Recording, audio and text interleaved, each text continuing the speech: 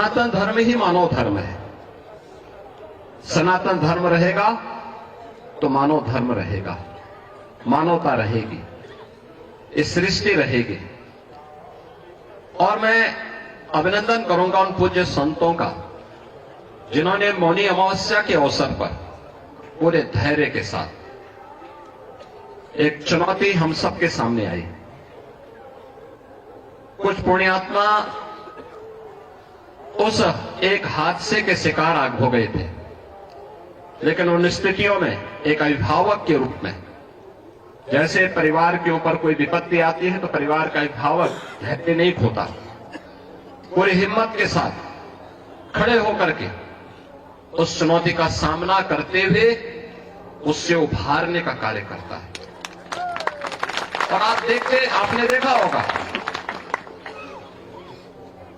कि जो सनातन धर्म के विरोधी हैं, वे लोग एक प्रयास कर रहे थे कि संतों का धैर्य जवाब दे दे और उसके बाद जग हसाई का एक कार्य कराया जाए।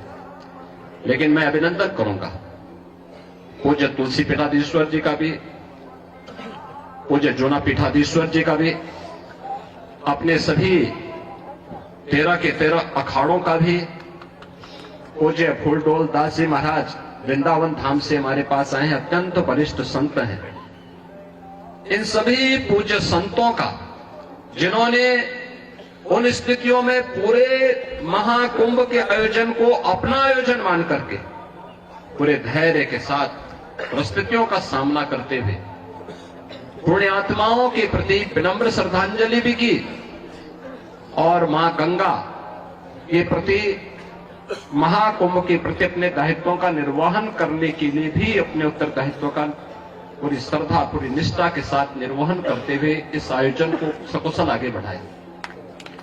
इसी का परिणाम है कि पिछले 19 दिनों के अंदर 32 करोड़ से अधिक श्रद्धालु अब तक प्रयागराज में मां गंगा, यमुना और मां सरस्वती की इस पावन त्रिवेणी में डुबकी लगा करके पुण्य के भागीदार बने हैं।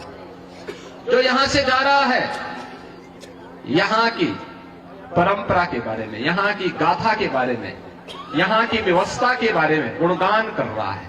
ये गुणगान व्यक्ति का नहीं है, सनातन धर्म का है जो आ रहा है देश और दुनिया से। लेकिन हम लोगों को ये भी देखना होगा, कुछ लोग लगातार गुमराह करके सनातन धर्म के खिलाफ हर एक मुद्दे पर षड्यंत्र करने से बाज नहीं आते। और आज से नहीं, बहुत पहले से हम लोग देखते रहे। राम जन्मभूमि मुक्ति आंदोलन के दौरान भी ये सभी पूज्य संतजन उस समय के भी साक्षी हैं। वे लोग उस समय, उनका व्यवहार, उनका चरित्र उस समय भी जग जाहिर था और आज भी है। ऐसे लोगों से सावधान होकर के सनातन धर्म के मूल्यों, उन आदर्शों के साथ इन पूज्य संतों के सानिध्य में हमें निरंतर आगे बढ़ना होगा, हमेशा आगे बढ़ना होगा। और जब तक पूज्य संतों का सम्मान है, सनातन धर्म का कोई बाल बांका नहीं कर सकता।